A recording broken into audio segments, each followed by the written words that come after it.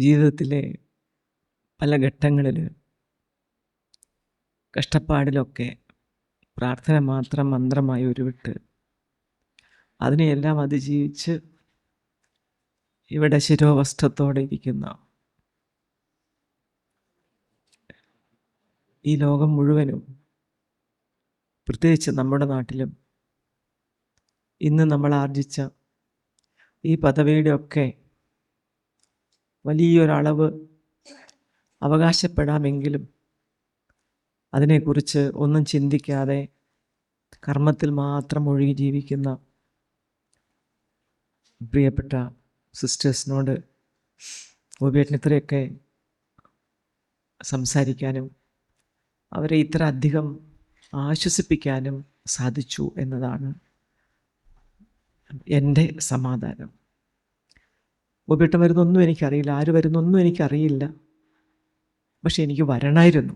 അതുകൊണ്ട് അച്ഛൻ പറഞ്ഞപ്പോൾ ഞാൻ വരും എന്ന് പറഞ്ഞത്. ഇത്ര തിരക്കുണ്ടെങ്കിലും ഇവിടെ ഇരിക്കുന്നവരൊക്കെ എന്നേക്കാളേറെ ചരിത്രത്തിലും ഭാഷയിലും പൊതുവിജ്ഞാനത്തിലുമൊക്കെ എന്നേക്കാൾ ഉപരിയായി അറിയുന്നവരാണ് ഈ വേദിയിരിക്കുന്ന എല്ലാവരും തന്നെ. അതുകൊണ്ട് തന്നെ ഈ കേരളം, ഈ ഭാരതം കെട്ടിപ്പടുക്കുന്നതിൽ മിഷണറിമാരുടെ പങ്കിനെക്കുറിച്ച് ഈ അടുത്തൊരു പുസ്തകം,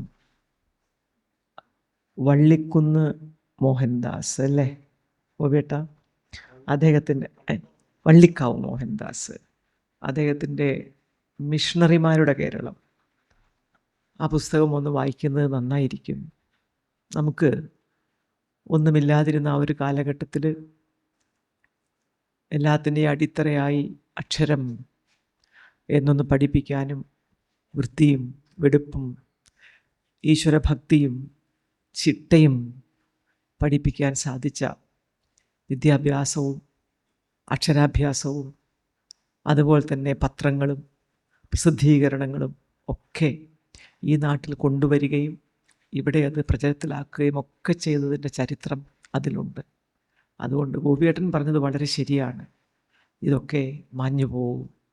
ബുദ്ധിയുണ്ട്, ബുദ്ധമുണ്ട്, അരുളുണ്ട്, കരുണയുണ്ട്. ഇത്രയും ഉണ്ടെങ്കിൽ തൽക്കാലം മാത്രം ഇത് ഈ അവസ്ഥയും മാഞ്ഞു പോവും. മാഞ്ഞു പോവാതിരിക്കാൻ സാധിക്കില്ല. അതാണ് ചരിത്രം. ചരിത്രത്തിൻ്റെ ദശാസന്ധികളിൽ പലപ്പോഴും ചരിത്രം മറക്കാനായി, ചരിത്രത്തെ തമസ്കരിക്കാനായി, ചരിത്രത്തെ താറടിച്ച് കാണിക്കാനായി ഉള്ള ശ്രമങ്ങൾ നടന്നിട്ടുണ്ട് പല സ്ഥലത്തും പല കാലഘട്ടങ്ങളിലും. പക്ഷെ എന്നാലും അത് അവസാനം പുറത്തു വരും. അതാണല്ലോ ഉണ്മ. അതിനെ നമ്മൾ എത്ര അമർത്തണമെന്ന് കരുതിയാലും അത് സാധിക്കില്ല. അക്ഷരാഭ്യാസമുണ്ട്, നിങ്ങളുടെ കയ്യിൽ വാട്സപ്പ് ഉണ്ടാക്കാനുള്ള ഫാക്ടറികളുണ്ട്, എവിടെയെങ്കിലും നടക്കുന്ന കാര്യങ്ങളൊക്കെ ഇങ്ങനെ നടന്നു എന്ന് നുണ പറയാനുള്ള പോലീസ് സംവിധാനവും പത്ര സംവിധാനവും ചാനലും ഒക്കെ കയ്യിലുണ്ടെങ്കിലും സത്യം സത്യമായി തന്നെ പുറത്തു വരും. അതും ഇപ്പോൾ ഉള്ള വിവര സാങ്കേതിക വിദ്യയുടെ ഒരു ഗുണം തന്നെയാണ്. അതുകൊണ്ട് എല്ലാവർക്കും, എനിക്ക് തോന്നുന്നു കേരളത്തിലെ എല്ലാവർക്കും, ഒരുപക്ഷെ ഈ പറയുന്ന രാഷ്ട്രീയ പാർട്ടിയോട് ചായവുള്ളവർക്ക് പോലും കേരളത്തിൽ ജീവിച്ചാൽ അവരെ സംബന്ധിച്ച് പത്രത്തിൽ ഈ വാർത്ത കാണുമ്പോൾ ലജ്ജ കൊണ്ട് അവർ തലകുനിക്കും. കാരണം ആ ഒരു ആറ്റിറ്റ്യൂഡ് ഇവിടെ അത്രമാത്രം ആഴത്തിൽ വേരൂന്നി വളർന്നിട്ടില്ല. കാരണം അവരുടെ ജീവിതവുമായി ബന്ധിപ്പിക്കുമ്പോൾ അവർക്കത് ഓർക്കാനായിട്ട് സാധിക്കില്ല എന്നാണ് വിശ്വസിക്കാനാണ് എനിക്കിഷ്ടം. എന്നാൽ പുറത്തുള്ള അവസ്ഥ അതായിരിക്കില്ല. എങ്കിലും ഇപ്പോഴും ഞാൻ വിശ്വസിക്കുന്നത് കത്തോലിക്ക സഭയുടെ അല്ലെങ്കിൽ ക്രിസ്ത്യാനികളുടെ മിഷണറി പ്രവർത്തനം എന്നത് വലിയ ഒരു ഒരു ഒരു സ്വാധീനം അത് ഉള്ളടക്കങ്ങളിൽ ഉണ്ടാക്കിയിട്ടുണ്ട്. അപ്പോൾ നേരത്തെ പറഞ്ഞതുപോലെ ബുദ്ധിയുള്ളവനെ പറ്റിക്കാൻ വിഷമമാണ്. അതില്ലാത്തവരാണ് ഇതൊക്കെ ചെയ്തത് എന്നാലോചിച്ച് നമുക്ക് സമാധാനിക്കാം. ഞാൻ എൻ്റെ ഈ കൊച്ചു ജീവിതത്തിലും ഈ ചെറിയ വൃത്തത്തിലും അങ്ങനെ തന്നെയാണ് ചിന്തിക്കാറ്. എന്ത് ചെയ്യാനാ, മനസ്സിലാക്കാനുള്ള കഴിവില്ലാതായി പോയി. അതുകൊണ്ട് അവർ കാട്ടിക്കൂട്ടുന്നു ഇങ്ങനെയൊക്കെ എന്നിടത്തേക്ക് എത്തിപ്പെടുമ്പോൾ നമുക്ക് ആരോടും പകയോ വിദ്വേഷമോ തോന്നില്ല. അറിവില്ലായ്മ കൊണ്ട് അത് മാത്രം ഓർക്കുക. അവസാനത്തെ വചനം നമ്മൾ ഓർക്കുക, ഇവർ ചെയ്യുന്നത് എന്ത് എന്നറിയാത്തത് കൊണ്ട് ഇവരോട് ക്ഷമിക്കണമേ. ആ ഒരു പ്രാർത്ഥന ഉള്ളിൻ്റെ ഉള്ളിൽ തട്ടി, മനസ്സിൽ തട്ടി പറയാൻ നമുക്ക് സാധിക്കുമെങ്കിൽ അത് പിടിച്ചു നിൽക്കാനുള്ള വലിയ ഒരു കരുത്തായിരിക്കും നമുക്കെല്ലാവർക്കും. പലതരത്തിൽ ഇപ്പം നിങ്ങൾ പ്രതിഷേധം എന്നാണ് പറഞ്ഞത്. പക്ഷെ ഇവിടെ ആരുടെ മുഖത്തും ഞാനൊരു പ്രതിഷേധത്തിൻ്റെ അലയൊന്നും കണ്ടില്ല. എല്ലാവരും ഒരു വിധത്തിൽ പറഞ്ഞാൽ അക്ഷോഭ്യരായും ഗോപിയേട്ടൻ്റെ വാക്കുകളെ കൊണ്ട് അല്പം വൈകാരികമായി ചിന്തിക്കുന്നവരുമായ ആൾക്കാരാണ് എൻ്റെ മുമ്പിലിരിക്കുന്നത്.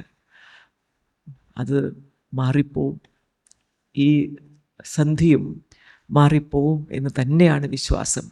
ഇതുവരെ ചെയ്തിരുന്നതിൽ നിന്നൊക്കെ വ്യത്യസ്തമായി ലോകം മുഴുവനും, സത്യത്തിൽ അമേരിക്കയിലൊക്കെ ജോലി ചെയ്യുന്നവർ പറയും, നമ്മുടെ രാജ്യത്തോടമ്മ പഴയതുപോലെയല്ല, വെറുപ്പാണ് പല ആൾക്കാർക്കുമെന്ന്. അതാണ് ഇവർ ചെയ്യുന്നത് എന്ത് എന്ന് ഇവരറിയുന്നില്ല എന്ന് ഞാൻ പറഞ്ഞതിൻ്റെ അർത്ഥം.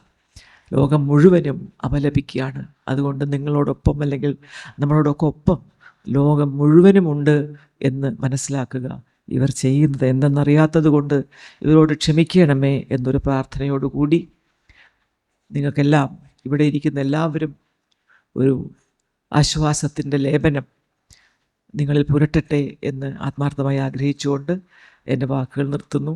എനിക്ക് പോകേണ്ടതുകൊണ്ട് എന്നോട് ക്ഷമിക്കണം എന്ന് എല്ലാവരോടുമായി പറയുന്നു.